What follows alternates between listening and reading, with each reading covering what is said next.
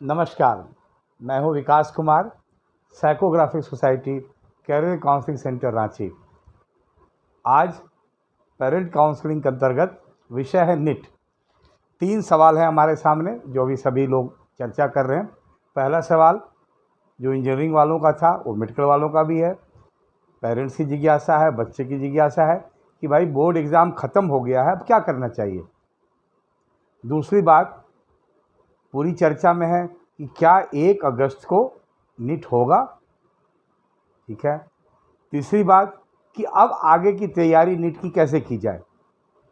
सबसे पहले आते हैं बोर्ड परीक्षा के बाद क्या किया जाए। बहुत क्लियर कट है इसमें। सबसे पहले मैं सभी पेरेंट्स को कहूँगा कि एक बार बच्चे से बैठ के संवाद कर ले। 2 तरह के बच्चे हैं, एक है 100% डिवोटेड, डेडिकेटेड, वो लगातार कर रहे होंगे, उनसे ज़्यादा विमर्श की चीज़ नहीं है। और वो जो टॉप रैंकर्स बच्चे हैं उनको कुछ नहीं कहना है मुझे, मेंटल स्ट्रेंथ पे वर्क करेंगे, पैनिक नहीं करेंगे। ये बहुत बड़ा अवसर है आपको जो मिला है कि आप इस पे रिवीजन कर सकते हैं। पहले मैं 1 अगस्त के डेट पे क्वालिफाई कर दूं, क्लैरिफाई, फिर आपको समझ में आ जाएगी। अचानक इंटरनेट पर ब्लास्ट हो गया, सोशल मीडिया पे, फेसबुक पे, व्हाट्सएप पे, कि 1 अगस्त को नीट हो रहा है। जब बोर्ड जैसी परीक्षा कैंसिल हो गई और 1 अगस्त को नीट होगा, उसके जब जड़ में गए तो जानकारी ये मिली कि किसी एक सज्जन ने आरटीआई लगाया था और आरटीआई के तहत सरकार ने जवाब दिया कि भाई हमारे पास जो सूचना है कि 1 अगस्त को होगी, क्योंकि 1 अगस्त के परीक्षा को रद्द नहीं किया गया था, इसीलिए 12 मार्च को जो नोटिफिकेशन आया था उसी नोटिफिकेशन के आधार पे सरकार की ओर से जवाब आया कि 1 अगस्त को नीट है। इसी पे बात चल निकली, हर अखबार और हर एक पोर्टल पे चीज़ आती गई।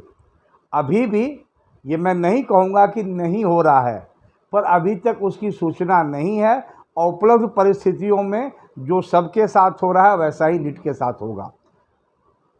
तो अब मामला ये है कि 1 अगस्त को भी होता है, हमारे पास अभी 2 महीने का समय है और आगे बढ़ता है, उस पर भी जब आएगी। समरी ये है कि हर बच्चे को पूरे डेडिकेशन के साथ अब इस मिशन में लगना है। जो टॉप रैंकर्स बच्चे हैं, जहाँ से मैंने बात वहाँ छोड़ी थी, जो बच्चे इस पूरे एपिसोड में कि भाई टॉप रैंकर्स की रेस में हैं, आपको 2 बातें कहेंगी। लास्ट मोमेंट, जो टॉपर्स हैं उनके लिए बिल्कुल लास्ट मोमेंट है। आप एक्सपेरिमेंट नहीं कीजिए, अपने जो टीचर्स हैं, अपने कोचिंग संस्थान हैं, उस पे आप स्टिक कीजिए, उनके बताए चीज़ों पे कीजिए और टेस्ट को रिलीजियसली दीजिए। पेरेंट्स, आपको बताऊं, अगर बच्चा टेस्ट से भागता है तो 1 कदम पीछे ऑलरेडी जा चुका है। कई बच्चे हैं जिन्हें टेस्ट की ज़रूरत नहीं है, तो आपको समझना पड़ेगा। टॉप रेस में जो बच्चे हैं उनको हर हाल में जो कोचिंग का शेड्यूल आया है उनको करना होगा और एक्स्ट्रा के फेर में न रहें। टीचर्स ने जो बताए हैं, जिस कोचिंग इंस्टीट्यूट में आप पढ़ रहे हैं, उसको आप फॉलो कीजिए। अब आती है दूसरी कैटेगरी की बात।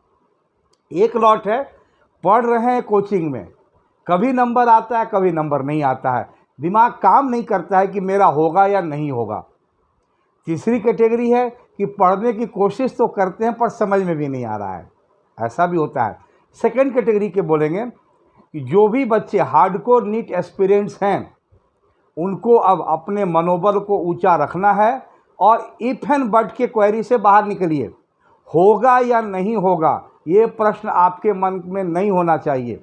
पेरेंट्स, आपको मैं यही कहूँगा कि बच्चे के लिए एक बार बैठ करके डिस्कस करके अभी से, और मैं आपको बता दूं, जो समय मिला है इतना समय कभी नहीं मिलता है, खास करके 12th स्टैंडर्ड बच्चों को। ये जो समय मिला है, 2 महीने का भी अगर समय है तो आपके लिए 4 महीने के बराबर है। तो कोई कसर नहीं है। जो बच्चे अच्छे हैं वो तो अच्छा करेंगे ही, जो बच्चे बहुत किसी कारण से फोकस नहीं भी कर सके, परफॉर्मेंस कंसिस्टेंट नहीं रह सकी, उनके लिए दुर्लभ अवसर है। आप पूरी ताकत से इसमें लगिए। अब यहाँ एक चीज़ पेरेंट्स को ध्यान देनी है। सबसे बड़ी चुनौती क्या है कि जो भूतपूर्व मेधावी हैं, भूतपूर्व मेधावी किसको कहते हैं कि भाई 10th में 95% आ गया, 55,000 बच्चों को आया था, जो लॉट अभी एग्ज़ाम देगा उस लॉट में 55,000 को था। ये बच्चे कोचिंग में जब एडमिशन ले लेते हैं, कई बार टीचर से संवाद टूट जाता है तो रिकनेक्ट नहीं होते हैं। मैं बार बार कह रहा हूँ कि सारी जो कड़ी है वो टीचर और कोचिंग सिस्टम के साथ जेल करती है और टेस्टिंग के साथ जाती है। तो अपने बच्चे के साथ बैठ करके बात कर लें कि भाई क्या चाहिए, ज़रूरत है। बच्चा आखिरी दम तक लगा रहता है कि नहीं नहीं मेरा तो हो जाएगा, उसकी बात में मत आइए। ठीक से समझिए कि भाई इसको ज़रूरत है तो सबसे पहले जहां आप पढ़ रहे हैं वहाँ पढ़ लीजिए, नहीं वहाँ दिक्कत है तो जो विकल्प बाज़ार में है, मार्केट में है, वहाँ जाइए।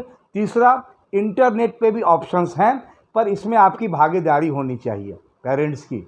बच्चे पे अब मत छोड़िए, ये दबाव देने की बात नहीं है, ये उसमें पॉजिटिव इंटरवेंशन की बात है। और बच्चा मैं बता दूं कई बार छोटी छोटी बात नहीं कह पाता है, कुछ चीज़ें नहीं समझ में आती है, फिर उसको कैरी ऑन नहीं कर पाता। जैसे केमिस्ट्री 11th में अगर ठीक नहीं रही, ठीक से नहीं पढ़े तो 12th में दिक्कत तय है।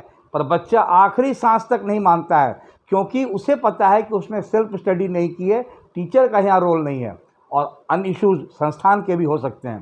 तो आपको यही कहूँगा कि बच्चे को एसेस कर लीजिए कि भाई टीचर सपोर्ट कितना चाहिए। दूसरी चीज़, उसके नोट्स को देखिए पेरेंट्स कि भाई नोट्स बनाया है कि नहीं, टीचर ने बता दिया या टीचर ने भी नहीं दिया, टीचर ने दिया तो उसने बनाया कि नहीं, उसी को रिवीजन में काम आता है तो नोट्स ठीक से बने कि नहीं।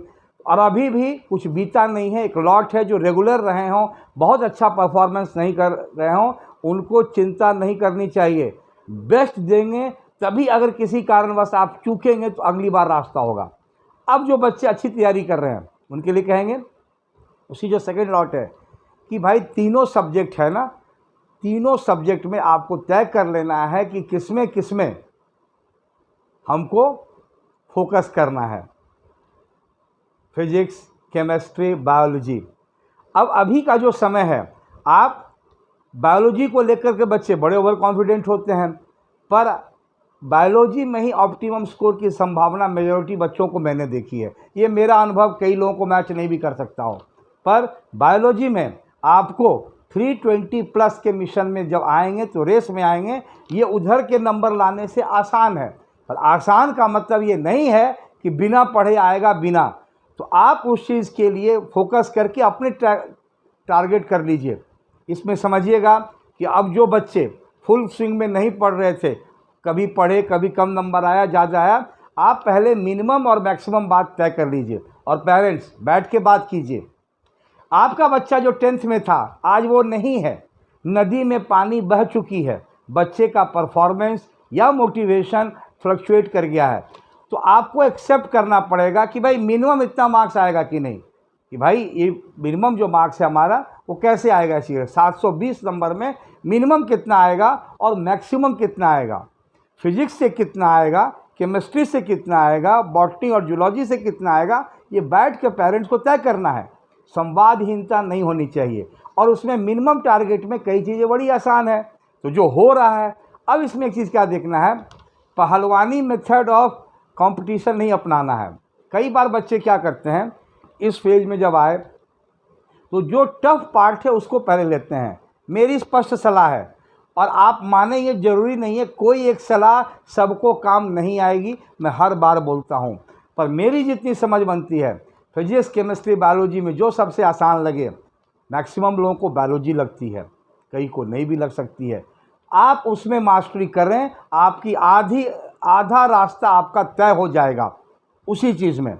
और फिर केमिस्ट्री में आपको बता दें, पेरेंट्स भी ये जानते हैं, मैं एक चर्चा कर देता हूँ, physical chemistry, organic chemistry, inorganic chemistry, तीनों में एक एक पार्ट को कमांड करना शुरू करें। और यहाँ हम एक बात कहेंगे, निट कई बच्चों के लिए वन टाइम अफेयर नहीं होता है, उसमें सेकेंड अटैम्प्ट भी बच्चे देते हैं। सेकेंड अटैम्प्ट तो इंजीनियरिंग में भी देते हैं, यहाँ थर्ड अटैम्प्ट में भी देते हैं बच्चे। तो इसीलिए जितना करें पक्का करें। एक टॉपिक चैप्टर जो है, एक सब्जेक्ट फिजिक्स, केमिस्ट्री, बायोलॉजी में पहले किसी को पकड़ें, फिर दूसरे पे आएँ, और जब उस टॉपिक सब्जेक्ट को जो पढ़ रहे हैं उसमें भी चैप्टर कमांड आपका कंप्लीट होना चाहिए। आधा अधूरा पढ़ाई करेंगे तो आपको आगे दिक्कत होगी, आगे भी सफलता नहीं मिलेगी, कॉन्फिडेंस नहीं मिलेगा। और कई कोचिंग के जो अभी टेस्ट स्ट्रक्चर्ड हैं वो इस प्रकार से स्ट्रक्चर्ड हैं कि जो बच्चे अच्छा कर रहे हैं वो अच्छा करते चले जाएंगे। इसलिए जो सेकंड लॉट है, फर्स्ट लॉट के लिए मैंने कहा कि भाई कोचिंग की जो मेथोडोलॉजी सेट है उस पर आप यकीन कीजिए, आगे बढ़िए। पर जो बच्चे इसमें पिछड़ चुके हैं, कई नंबर टेस्ट में नंबर नहीं लाते हैं, ला पा रहे हैं, उनके लिए अलग से टेस्टिंग की ज़रूरत है, जहाँ पर चैप्टर टेस्ट भी इम्पॉर्टेंट है। हर समय फुल मॉक टेस्ट की ज़रूरत नहीं पड़ती है, पर चैप्टर टेस्ट से ही शुरू करना पड़ेगा कि कमांड हो, सिंगल चैप्टर टेस्ट हो, डबल चैप्टर टेस्ट हो, थोड़ी कस्टमाइजेशन की ज़रूरत है। और छोटी छोटी जब सफलता हासिल होने लगेगी ना, तो बच्चे सक्सेस कर जाएंगे। तो सेकेंड कैटेगरी के लिए, जिसमें सबसे बड़ी आबादी आती है बच्चों की, आपको अब सोचने का काम बंद करना है और पेरेंट्स इस पर डिसीजन लेंगे कि भाई बैठ के बात कर लेंगे, पढ़ना है या नहीं पढ़ना है। पढ़ना है तो पूरा पढ़ना है। और मैं बता दूं, 11th-12th में कई चीज़ें बच्चे अपने से कर लेते हैं, उसको स्टार्ट करें और राइट मेंटर के साथ जुड़ करके सब्जेक्ट में बढ़ाएं। और एक बात बता दूं, अगर किसी चीज़ को बच्चा अकेले 2 घंटे में कर रहा है तो टीचर सपोर्ट से 1 घंटे में होगा। पर इस समय टीचर भी मिलना बहुत मुश्किल है, तो इसको चूज़ करने के लिए आपको जितनी प्रयास करना है, जानकारी लेना है, ले लें।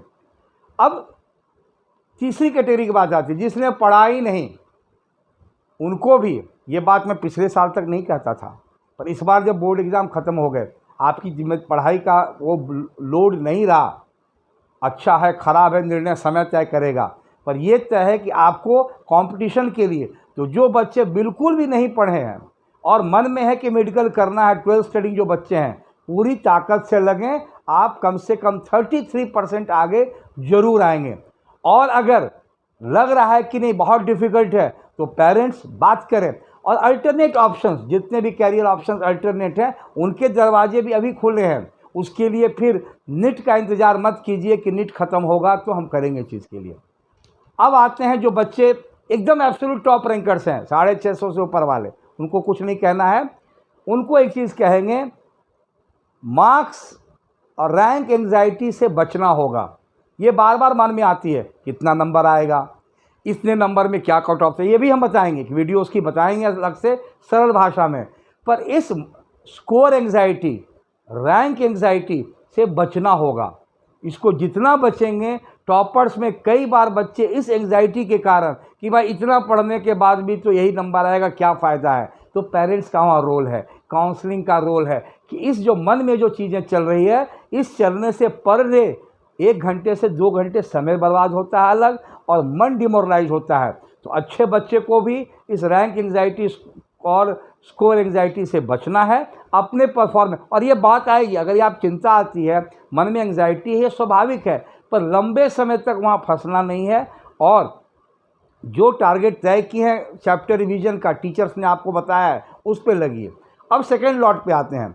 सेकेंड लॉट पे जो आते हैं, आपको पहली चीज़ मैं कहूँगा, जो कह चुका हूँ, रिपीट करूँगा, भ्रम में नहीं रहना है। हमको इतना नंबर आएगा मिनिमम, वहाँ से शुरू करेंगे, ये मैक्सिमम हमको कर सकते हैं। पेरेंट्स बैठ के बात कर लें और शेड्यूल बनाएं।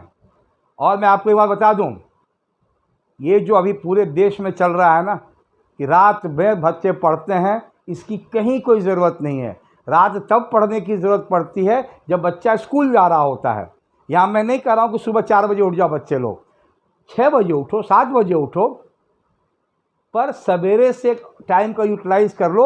अगर सुबह 7 बजे से लेके 6 बजे से लेके रात 10 बजे तक का आप मैक्सिमम पढ़ चुके हैं, तो आप 2 बजे तक पढ़िए। पर ऐसे पढ़ने से न स्वास्थ्य होगा, न कंसंट्रेशन होगी, न मेमोरी होगी इन चीज़ों के लिए। इसीलिए शेड्यूल बना लें अलग अलग विषय का। और फिर मैं कहूँगा, ये शेड्यूल जो बच्चे अभी अच्छे बच्चे हैं पर किसी कारण से फुल स्विंग में नहीं आए, आपके शेड्यूल को कोई डिक्टेट नहीं कर सकता है। आप उसमें विचार लीजिए, पर अपना निर्णय लीजिए कि मैं ऐसे पढ़ूंगा, क्योंकि आपको उस टारगेट को अचीव करना हो। अलग अलग बच्चे के अलग तरीके, कुछ बच्चे दिन में 3 सब्जेक्ट पढ़ते हैं, कुछ बच्चे दिन में 2 सब्जेक्ट पढ़ते हैं, कुछ क्या है कि एक सब्जेक्ट को उठाए उसको कर लिए। तो आप एक ओवरऑल अभी एक टारगेट 1 अगस्त का लेके चलिए कि भाई 1 अगस्त को होगा तो मुझे कैसे पढ़नी है, कुछ जल्द ही इसकी क्लैरिटी भी आ जानी चाहिए। तो अपना शेड्यूल बना लीजिए, अपना टारगेट फिक्स कर लीजिए और टेस्ट को ज़रूर देना है, असेसमेंट अपना करते जाना है चैप्टर्स के कंप्लीशन के बाद। और इस प्रक्रिया में भी अगर जब भी मन लगे कि भाई हमारा होगा कि नहीं होगा, उसको रोकना है। और अगर गंभीरता से परेशान करती है तो बैकअप ऑप्शन को ले लें। पर मेडिकल के एस्पिरेंट जिसने एक बार सोचा है उनको अधीर होने की ज़रूरत नहीं है, इसमें समय लगता है। और मैं एक बार बता दूं, मेडिकल एस्पिरेंट्स के लिए बहुत बड़ा फेज है। 2015 में 52,225 सीट थे, अभी पता कीजिए कितने सीटें हैं। संख्या बहुत बढ़ गई है। इस नंबर पर मैं अगले वीडियो में डिटेल से बात करूंगा। संख्या बहुत ज़्यादा बढ़ गई है और एक स्निट परीक्षा से अनेक ऑप्शंस भी खुलते हैं। इसलिए पूरे मन से डिवोट करके, डेडिकेट करके अपने मिशन में लग जाइए। इफ एंड बट से दूर रहिए। और एक बात जो मेरे दिमाग में आती है इस चीज़ के लिए कि जब आप तैयारी करते हैं, रिवीजन करते हैं, नोट्स को सीरियसली लीजिए, क्योंकि जो नोट्स आप बनाते हैं ना, वो मेमोरी हुक का काम करता है। कई बार बच्चे लगता है कि एक किताब से पढ़ लें, नोट्स से कर लें, पर मुझे ये बिल्कुल समझ में नहीं आती है। एक अपना नोट्स होना चाहिए, उसको आप सिस्टमेटिकली तैयार करके करें। और पेरेंट्स से मैं कहूँगा कि अभी का जो समय है आप उनके साथ फ्लो करें, जो सपोर्ट है। और बच्चे जो सुन रहे हैं, खासकर मैं जो पेरेंट्स के लिए वीडियो बना रहा हूँ ये, कि बच्चे भी अपने पेरेंट्स को अपडेट करें, मदद लेने में नहीं हिचकें और सोने के लूट पे, कोयले पे छाप ना करें। आपने इतना खर्चा किया है, अगर जहाँ जहाँ एजेंसीज आपकी यूट्यूब पे हैं, पेड चैनल्स हैं, टीचर्स हैं, आप सपोर्ट लीजिए, आपको उससे फ़ायदा होगा। इन शब्दों के साथ मैं सभी नीट एस्पिरेंट्स जो 2021 के हैं उनको अपनी शुभकामनाएं देता हूं कि आप इस लक्ष्य पे पूरी निष्ठा के साथ जुड़ जाइए। सोचने को विराम दीजिए, सोचना है तो एक दिन भर कीजिए और पूरी ताकत से एक लक्ष्य को लेकर के बढ़ जाइए। आपकी ये पढ़ाई की ये जो जर्नी है शुभ हो। फिर मिलेंगे अगले वीडियो के साथ नीट पे स्पेशलाइज फोकस करके कि कैसे रिवीजन को हम इसमें करेंगे। धन्यवाद।